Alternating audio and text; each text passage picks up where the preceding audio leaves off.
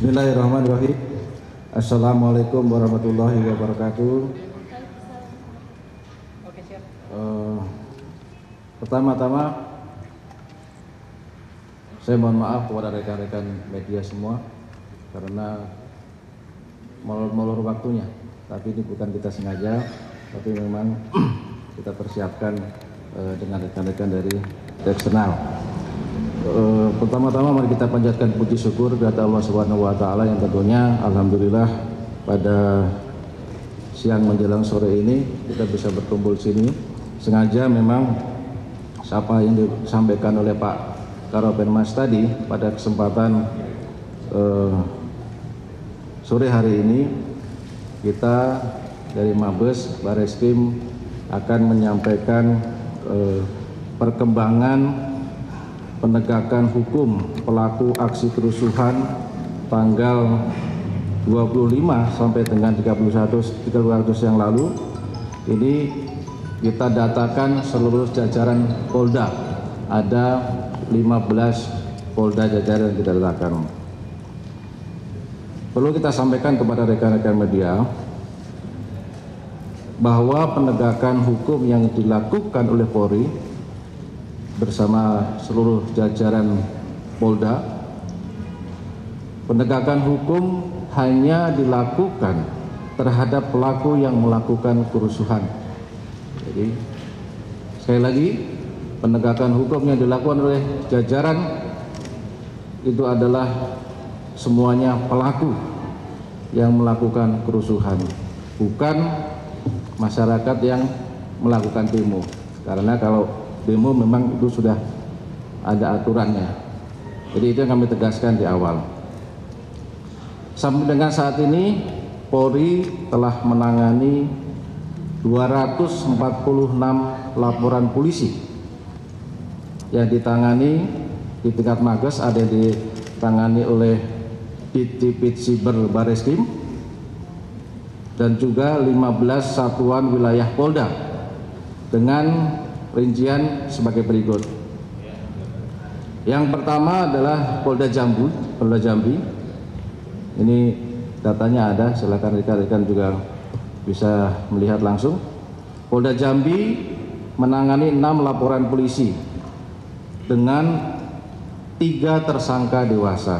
Memang ini kita bedakan nanti antara tersangka yang dewasa dan anak-anak, karena yang anak-anak ini pasti sesuai ketentuan undang-undang perlakuannya beda, perlakuannya khusus. Kemudian Polda Lampung menangani 1 laporan polisi, 1 tersangka dewasa dan 7 anak. Polda Sumatera Selatan ada 12 laporan polisi, 23 tersangka dewasa dan 3 anak. Berikutnya Polda Banten ada 1 laporan polisi, 2 tersangka dewasa. Polda Metro Jaya 36 laporan polisi dengan 200 tersangka dewasa dan 32 anak. Polda Jawa Barat ada 30 laporan polisi dengan 80 tersangka dewasa dan 31 anak. Berikutnya Polda Jawa Tengah ada 40 laporan polisi dengan 80 tersangka dewasa dan 56 anak. Polda Jawa Timur ada 85 laporan polisi dengan 185 tersangka dewasa dan 140 anak. Berikutnya Polda DIY 9 laporan polisi dengan 4 tersangka dewasa dan 1 anak. Polda Bali 4 laporan polisi, 10 tersangka dewasa dan 4 anak. Polda NTB 2 laporan polisi, 15 tersangka dewasa dan 6 anak. Polda Kalimantan Barat 3 laporan polisi, 1 tersangka dewasa dan 3 anak. Polda Kalimantan Timur 1 laporan polisi dan 7 tersangka dewasa. Polda Sulawesi Barat 2 laporan polisi, 2 tersangka dewasa. Polda Sulawesi Selatan 10 laporan polisi, 46 tersangka dewasa dan 12 anak. Berikutnya yang sampaikan tadi di tingkat Mabes Bareskrim, di Direktorat Tindak Pidana Siber Bareskrim ada menangani 4 laporan polisi dengan 5 tersangka dewasa. Ini kalau tidak salah beberapa waktu yang lalu sudah dirilis oleh Pak Dirtipid Siber. Rekan-rekan sudah mengikuti juga. Dari seluruh laporan tersebut, Polri telah menetapkan ada total 959 orang tersangka dengan rincian 664 tersangka dewasa dan 295 anak. Para tersangka dijerat dengan berbagai pasal sesuai perbuatannya. Ini pasal-pasal yang disangkakan kepada para tersangka. Ada pasal 160, 161 KUHP penghasutan, pasal 170 ini pengrusakan secara bersama-sama, pasal 187 KUH pidana pembakaran, pasal 212, 213, 214 melawan petugas yang berwenang dengan kekerasan, pasal 351 penganiayaan, 362, 363, 36 lainnya pencurian dan pencurian dengan kekerasan, pasal 406 pengerusakan barang, kemudian juga Undang-Undang Darurat Nomor 12 tentang kepemilikan senjata tajam, ada bom molotov dan petasan yang digunakan untuk perbuatan-perbuatan yang anarkis. Pasal 29 ayat 2 Undang-Undang ITE ujaran kebencian berdasarkan sara, pasal 32 ayat 1 ITE tentang manipulasi data elektronik.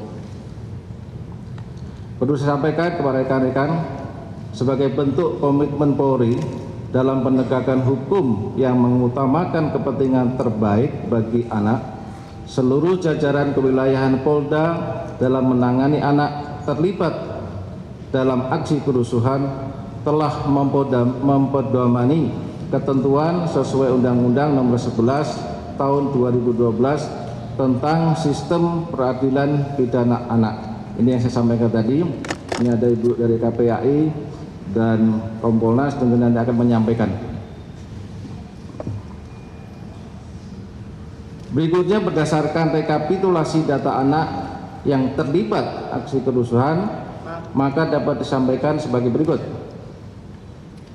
Jumlah total 295 anak dengan rincian yang setelah diproses, 68 anak telah diproses melalui mekanisme diversi, artinya ini tidak melalui jalur hukum. Berikutnya 56 anak telah tahap 2. Tahap 2 berarti sudah selesai, sudah diserahkan kepada Kejaksa Penuntut Umum. Kemudian 6 anak telah berkasnya P21 dinyatakan lengkap, dan 160 anak ini masih berkasnya masih dalam tahap 1 pemberkasan proses. Disampaikan kepada rekan-rekan terkait dengan modus operandi dari beberapa perkara. Ini bisa kita ambil modus operandinya. Modus operandi menghasut dan mengajak orang lain melakukan aksi kerusuhan melalui poster, siaran langsung di media sosial, dan grup WhatsApp. Kemudian juga ada modus menyebarkan dokumentasi kerusuhan. Ini ada video pembakaran dan yang lain-lain lewat media sosial dengan tujuan, ada narasinya, untuk memprovokasi, mengajak untuk melakukan perbuatan seperti yang ada di video itu. Kemudian modus menghasut untuk melakukan pembakaran dengan kekerasan terhadap barang atau orang, dan juga pencurian atau penjarahan. Ini fakta yang ada. Pencurian, penjara, pembakaran kantor DPRD, ada kantor kejaksaan, kantor gubernur, kantor polisi juga ada beberapa, dan Mako Polres maupun Mako Pospol. Kemudian modus membawa, menyimpan, menggunakan bom molotov dan benda-benda berbahaya lainnya yang tentunya ini digunakan untuk melakukan perbuatan-perbuatan yang anarkis tadi. Kemudian modus melakukan penganiayaan terhadap petugas dan masyarakat. Kemudian ini beberapa barang bukti, ini hanya sampel beberapa contoh barang bukti yang ada ditangani oleh jajaran wilayah. Ini hanya sebagian saja yang bisa kita tampilkan foto-fotonya. Ada bom molotov, ada senjata tajam, ada poster ujaran kebencian, kendaraan-kendaraan yang dipakai, ada korek api, batu yang dipakai untuk melempar dan membakar, ada rekaman CCTV, handphone, dan tentunya ada akun-akun media sosial yang kita lakukan penyitaan untuk kita analisa. Berikutnya kami akan menampilkan beberapa penanganan kasus menonjol di beberapa wilayah.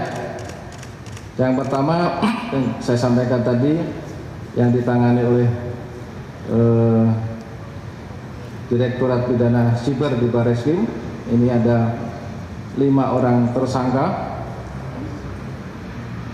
Satu tersangka ini mengajak pembakaran Mabes Polri melalui Instagram. Kemudian 3 tersangka ini ada ajakan untuk melakukan penjarahan ke rumah pejabat, ini melalui TikTok dan Facebook yang ditangani oleh Divisi Siber. 1 orang ajakan demo di bandara melalui TikTok, ini sudah diproses dan sudah pernah dirilis. Kemudian kasus menonjol lagi yang bisa kita ini di Polda Metro Jaya.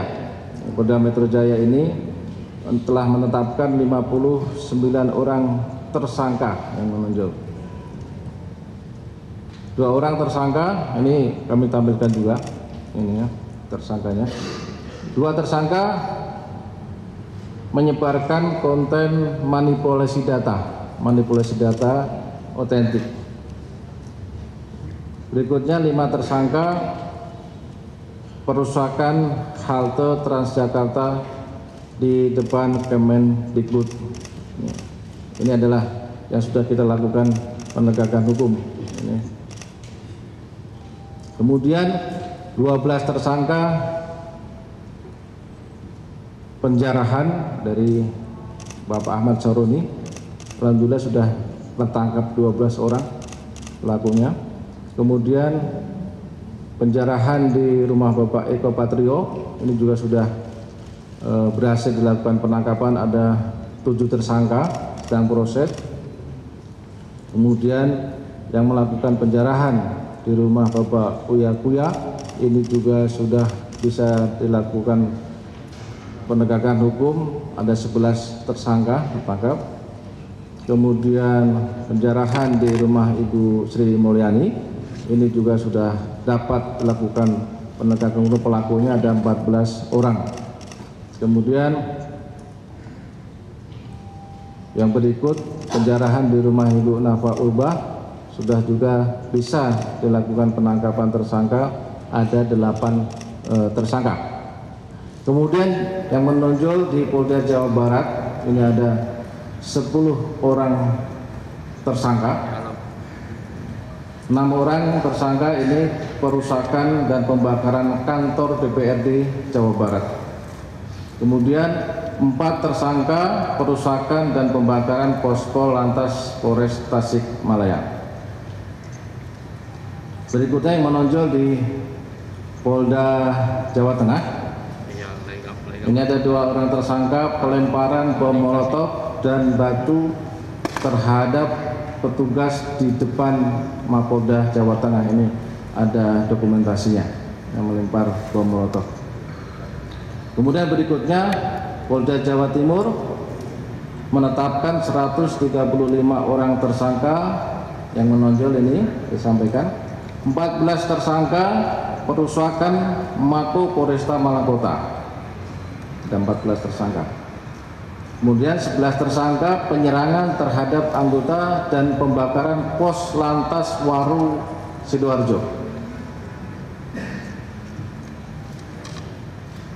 Berikutnya 49 tersangka pembakaran Gedung Negara Gerahadi dan Polsek Tegalsari Surabaya.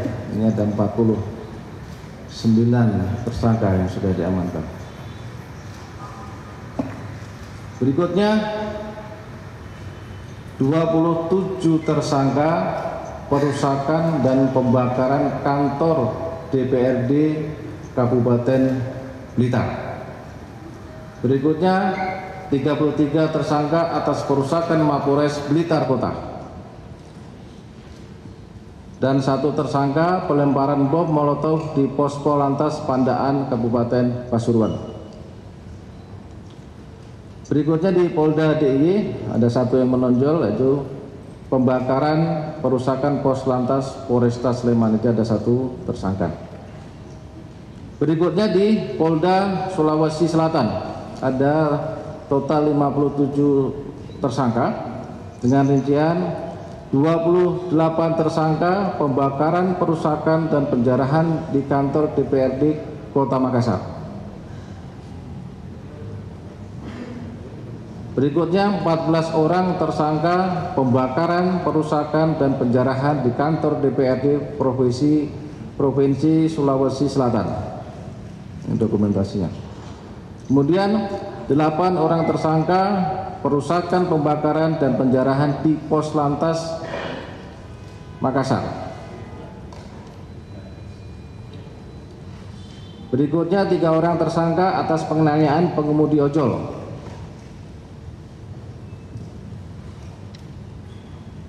Berikutnya 2 orang tersangka pembakaran dan perusakan di Kejati, Sulawesi Selatan. Kemudian 2 orang tersangka perusakan kantor DPRD Kota Palopo. Itu beberapa kasus menonjol yang bisa disampaikan, beberapa kasus menonjol di beberapa wilayah Polda. Kami sampaikan kepada rekan-rekan media bahwa terkait penegakan hukum ini, Polri akan terus berkomitmen dalam melaksanakan penegakan hukum dan tentunya proses penyidikan ini terus berlanjut. Ada pengembangan-pengembangan dan kita berkomitmen mengembangkan kasus itu untuk mengungkap siapapun yang terlibat, cukup bukti akan ditindak tegas sesuai dengan hukum yang berlaku. Tentunya ini juga merupakan langkah juga dalam menciptakan situasi Kamtibmas yang aman, terkendali dan kondusif. Saya kira itu yang bisa kami sampaikan. Ini adalah perkembangan proses penegakan hukum di 15 Polda dan Barreskrim. Terima kasih. Saya kembalikan kepada Pak Karopenmas. Terima kasih Jenderal. Rekan-rekan, itu tadi yang telah disampaikan oleh Bapak Kabar Reskrim.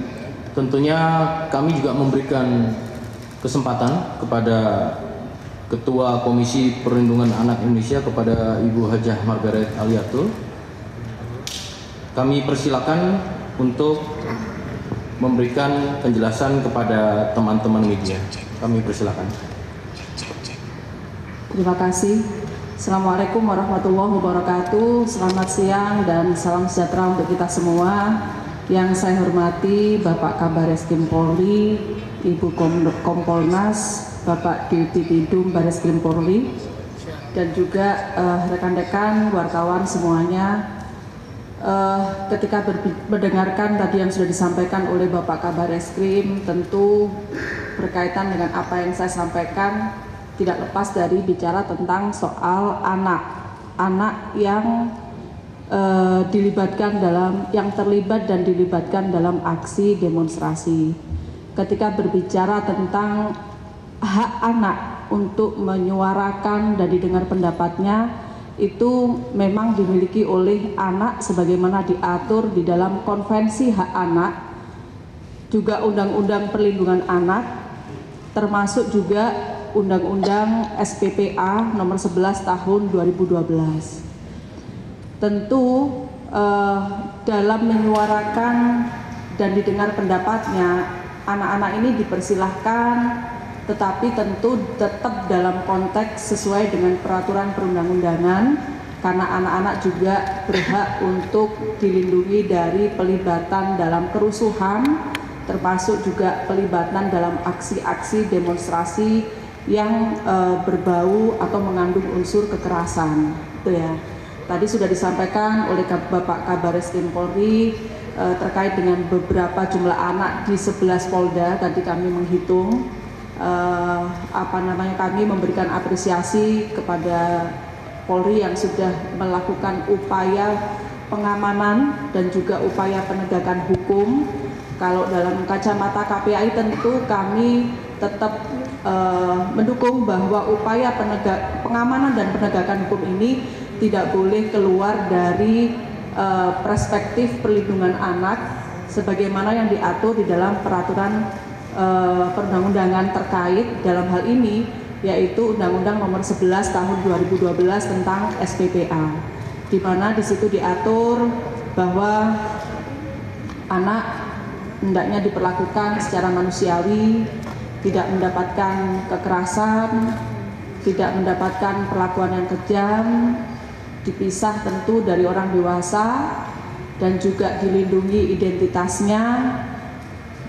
Tetap juga diupayakan pemenuhan hak dasar, dan dalam proses persidangan tentu ada pendampingan kepada anak-anak ini. Ketika bicara tentang anak dalam kaitannya dengan pelibatan aksi di sini, tentu kita melihat bahwa anak ini memang kelompok yang sangat rentan, karena anak-anak cenderung memiliki filter yang lemah untuk bisa membedakan yang baik dengan yang buruk, yang positif, yang negatif, apakah aksi ini sudah mengarah pada anarkis atau dan lain sebagainya. Apalagi mengingat kalau kemarin dalam pengawasan KPAI kita melihat dugaan keterlibatan anak ini sebagian karena solidaritas antar teman, ajakan dari senior, ajakan dari alumni, termasuk provokasi dari media sosial, termasuk juga ada dugaan mobilisasi. Ini beberapa hal yang membuat anak-anak kemarin terlibat. Nah, tentu kami berharap kita tidak hanya fokus pada penanganannya gitu ya, kepada anak yang sudah diamankan ini, tetapi tentu kita juga harus berpikir bagaimana upaya pencegahan supaya ke depan anak-anak tidak lagi terlibat dan dilibatkan dalam aksi-aksi demonstrasi yang rusuh, yang ricuh, dan juga yang mengandung unsur kekerasan. Dan ini tentu penting keterlibatan stakeholder berbagai pihak gitu ya, untuk bersama-sama melakukan upaya pencegahan. Ternyata dengan banyaknya anak yang terlibat menunjukkan bahwa sebagian besar anak ini juga belum memahami bahwa menyampaikan pendapat itu memang hak, tetapi tentu harus tetap dalam koridor sesuai dengan peraturan perundang-undangan misalnya.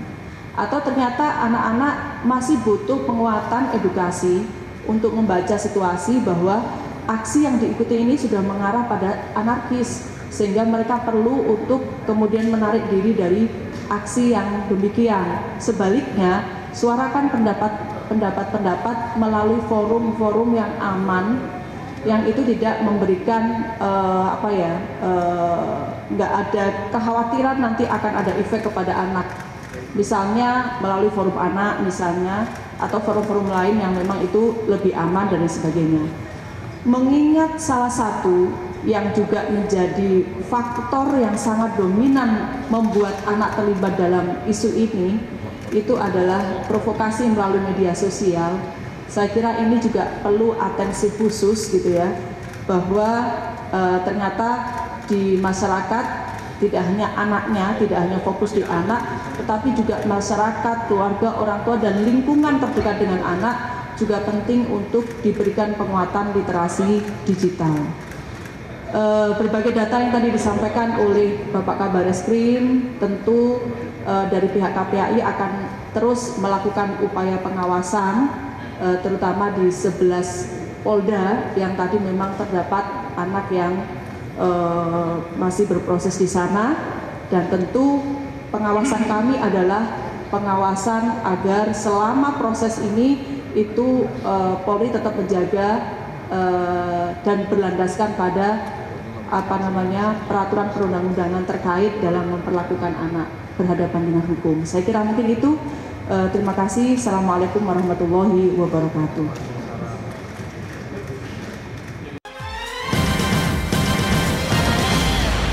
Rekan-rekan untuk terus juga mengawasi ini sampai proses di persidangan. Mungkin itu dari Kompolnas. Sekali lagi saya terima kasih dan apresiasi. Semoga ini menjadi pembelajaran kita semua untuk tidak melibatkan anak di dalam unjuk rasa yang mengancam safety-nya mereka. Itu yang paling penting. Terima kasih. Saya Eri. Wassalamualaikum warahmatullahi wabarakatuh. Terima kasih Ibu Komisioner Kompolnas.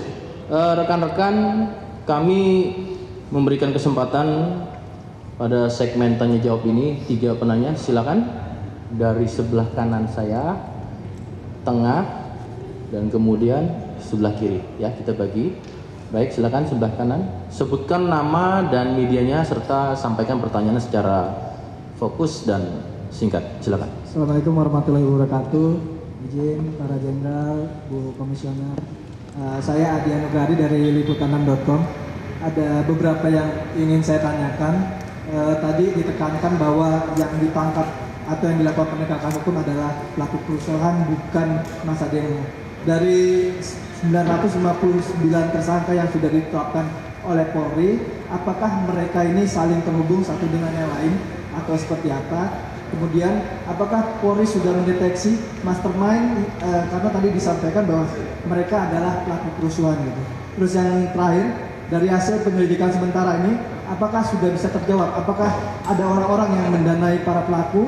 Karena dari Polda Jabar sendiri sudah mengungkap adanya dana miliaran rupiah dari pihak asing yang diduga mendanai kerusuhan. Terima kasih. Saya tangkap 2 pertanyaan. Pertama terkait dengan kerusuhan dan apakah saling ada keterkaitan dan mastermind. Yang kedua terkait dengan orang-orang yang mendanai. Itu ya yang saya tangkap. Ada 2 pertanyaan. Saya lanjutkan dulu di tengah. Silakan.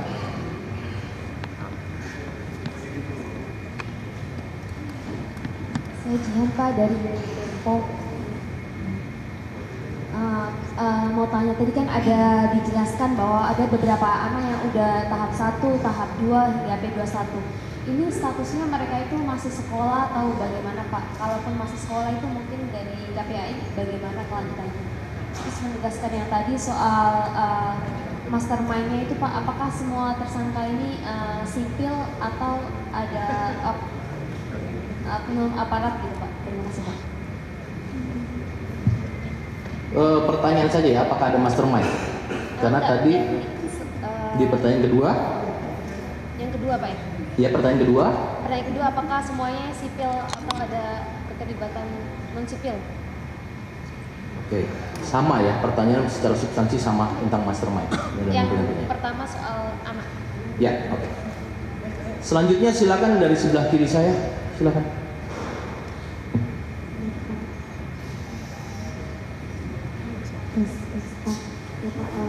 Assalamualaikum warahmatullahi wabarakatuh. Nama saya Dian Firdaus dari Buku Detik.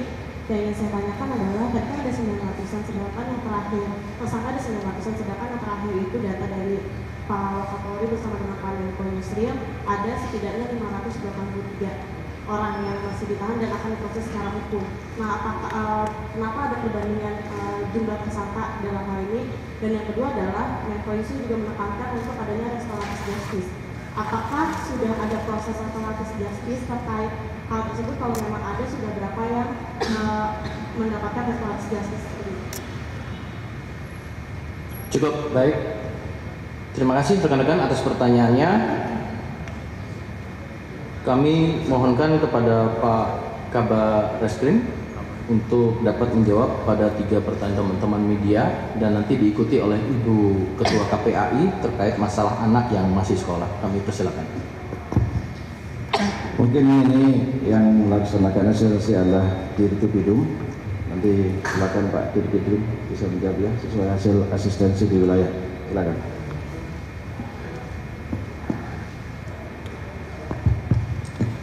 Terima kasih Bapak Kabar Reskrim. Pada kesempatan ini kami menyampaikan bahwa sejak terjadinya kerusuhan, jajaran Direktorat Tindak Pidana Umum melaksanakan asistensi ke wilayah-wilayah di mana terjadi kerusuhan. Di mana itu ada 15 polda kita asistensi, dan saat ini tim juga masih terus berjalan terkait temuan-temuan yang ada di wilayah yang tadi disampaikan. Apakah sudah didapatkan mastermind? Semua tim mohon izin kami laporkan masih proses berjalan, karena kita ketahui bersama bahwa kejadian kerusuhan ini berjalan secara serentak hampir di semua polda.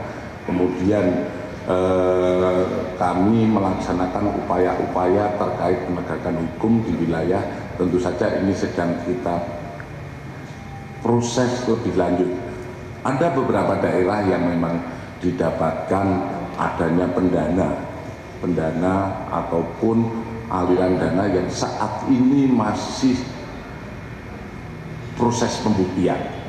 Artinya proses pembuktian bahwa memang didapatkan seseorang mengasih uang dan lain sebagainya, didapatkan dari mana, ini masih proses pembuktian, dan pembuktian ini adalah melalui proses yang secara saintifik. Mungkin nanti kami juga terus berkoordinasi dengan PPATK terkait aliran-aliran dana. Saat ini sedang berproses untuk lebih jelas seperti apakah ada mastermind atau pendana yang pendana-pendana yang lainnya, semua masih dalam proses.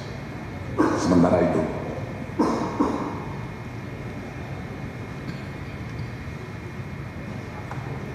Terima kasih Pak Dirtipidum. Baik rekan-rekan, secara simultan ini masih berkesinambungan untuk melakukan proses pendalaman dalam penyidikan. Tentunya scientific crime investigation menjadi komitmen dan konsisten dalam pengungkapan khususnya di Barreskrim Polri dan jajarannya. Kepada Ibu KPAI persilakan untuk terkait dengan anak yang masih sekolah. Terima kasih. Terima kasih. Jadi berkaitan dengan anak, memang salah satu hak yang dimiliki anak adalah untuk mendapatkan pendidikan. Jadi meskipun anak berada dalam kondisi anak berhadapan dengan hukum, hak untuk memperoleh pendidikan ini tidak boleh terputus. Jadi meskipun mereka adalah anak berhadapan dengan hukum, tetap harus diupayakan atau harus dipenuhi hak untuk tetap mendapatkan pendidikan itu. Biasanya kadang-kadang bisa dengan LPKA atau nanti dikondisikan situasinya di 11 polda yang tadi terkait, untuk kemudian dari KPAI pasti akan memastikan bahwa anak ini tetap mendapatkan hak untuk pendidikannya. Kira-kira begitu. Terima kasih. Baik teman-teman, kami ucapkan terima kasih, dan sekali lagi tentunya ucapan terima kasih kepada seluruh elemen masyarakat yang telah memberikan kontribusinya menjaga dalam penggunaan hak konstitusinya, menyampaikan pendapat secara tertib, damai, dan kemudian aman. Dan Polri berkomitmen untuk menjaga dan mengawal hak-hak konstitusi itu kepada setiap warga negara Indonesia. Tentunya Undang-Undang Nomor 9 Tahun 98 tentang kebebasan mengungkapkan pendapat itu pada pasal 8 itu juga adanya kewajiban yang diperlukan secara partisipasi aktif pada seluruh masyarakat yang melakukan kebebasan berpendapat.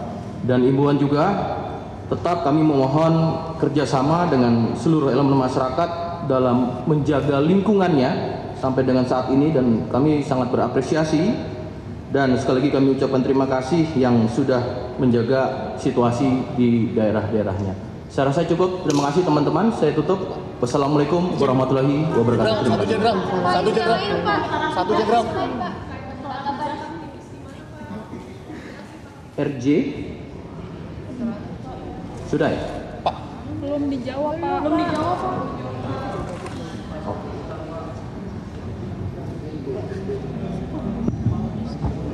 Izin menjawab Pak Kakak. Kepada rekan-rekan media terkait dengan yang RJ tadi sudah dipaparkan bahwa jenis daripada RJ bagi anak itu adalah diversi dan jumlahnya ada 68. Ya, terjawab ya. Selain bagi anak. Iya, anak. Ibu, yang sejumlah aktivis yang ditangkap di Polda Metro Jaya kan mendesak untuk dibebaskan oleh sejumlah tokoh kemarin, Ibu. Bagaimana tindak lanjut dari Barsim Polri? Izin Pak Kabar Eskrim Jenderal, Ibu. Kemarin sejumlah tokoh dari Gerakan Nasional itu mendatangi Gerakan Nurani Bangsa mendatangi Polda Metro Jaya untuk meminta membebaskan sejumlah aktivis yang ditangkap oleh Polda Metro Jaya. Ada 6 orang, salah satunya Del Pedro dari Lokataru itu, Pak. Dan juga di Barsim Polri, Laras Falizati juga diminta untuk dilakukan restoratif justice. Nah, bagaimana sikap dari Barsim Polri untuk menanggapi ini, Pak? Apakah nanti akan dibebaskan atau terus proses hukum berlanjut? Terima kasih, Pak.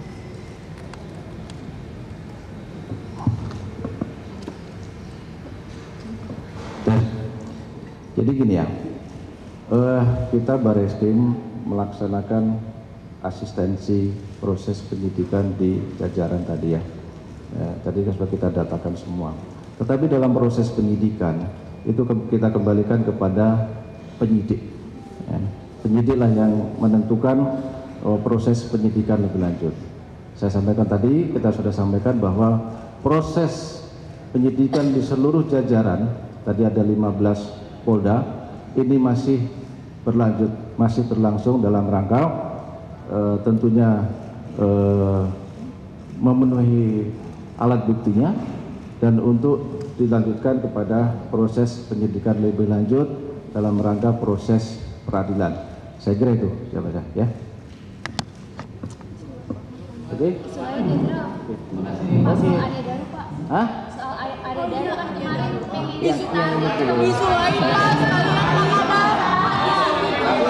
Pak, Pak Kabar soal pelimpahan, Pak, pelimpahan 20 Brimo, Pak. Pemirsa, baru saja pihak Bareskrim Polri menyelenggarakan konferensi pers terkait dengan penanganan aksi demonstrasi yang terjadi pada bulan Agustus lalu. Tadi Kabar Eskrim Polri Syahardiantono mengatakan bahwa sejauh ini sudah ada 286 laporan polisi yang ditangani baik di pihak Mabes maupun di Polda.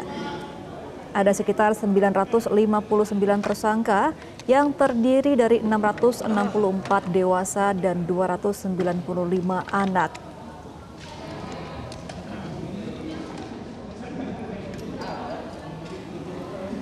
Dan pemirsa, demikianlah Breaking News Metro TV untuk kali ini. Sampai jumpa.